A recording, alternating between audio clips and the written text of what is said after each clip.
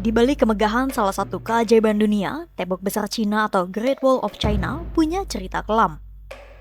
Benteng ini membentang sejauh 21.000 km, menjalar di pegunungan, gurun, hingga padang rumput, dan dibangun selama ribuan tahun oleh para penguasa dinasti Cina.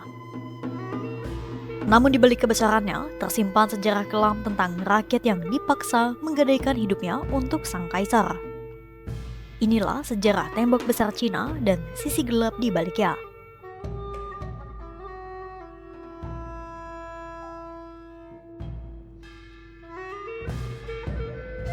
Tembok besar Cina tidak berdiri dalam semalam.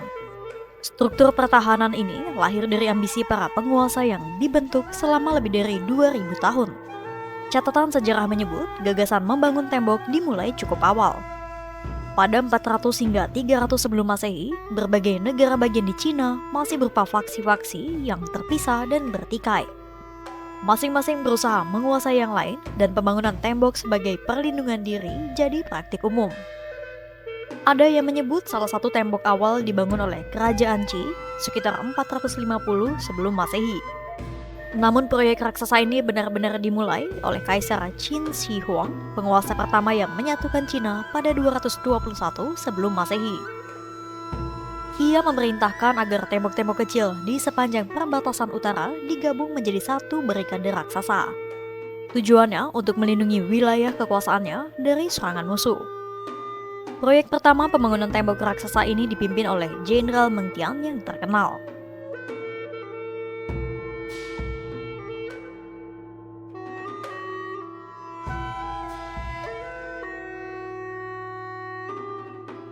Namun ambisi sang kaisar harus dibayar dengan penderitaan rakyatnya.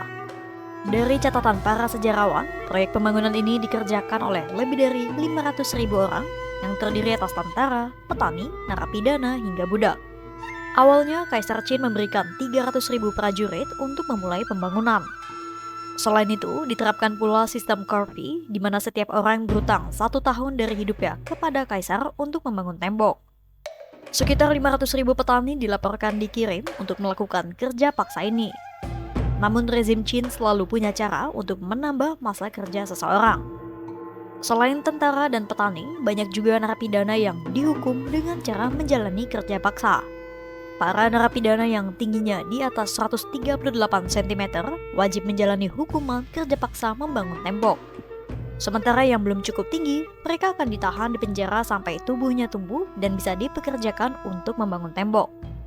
Itulah mengapa sejumlah catatan menunjukkan tampaknya ada pula anak-anak berusia 7 hingga 8 tahun yang ikut bekerja.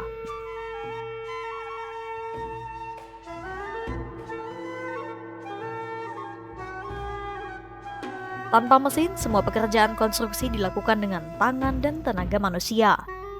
Para pekerja membawa batu, tanah, dan kayu di punggung mereka, melewati pegunungan terjal dan lembah yang curam. Mereka juga mengoper material dari tangan ke tangan dalam barisan panjang menaiki lereng curam atau di sepanjang bagian yang telah selesai. Peralatan sederhana digunakan jika memungkinkan, termasuk gerobak tangan, batang kayu, tuas, dan mesin kerek. Material diambil dari alam sekitar. Tanah liat di daratan, batu di pegunungan, dan ranting tamaris di padang pasir Gobi. Para pekerja menumpuk lapisan tanah dan dipadatkan menjadi dinding setebal beberapa meter. Kaisar Qin memerintahkan agar tembok itu selebar 6 kuda di puncak, 8 kuda di dasar, dan setinggi 5 orang. Konon ada sekitar 400.000 orang pekerja yang meninggal dunia akibat kelelahan dan kelaparan, kemudian dikubur di dalam tembok.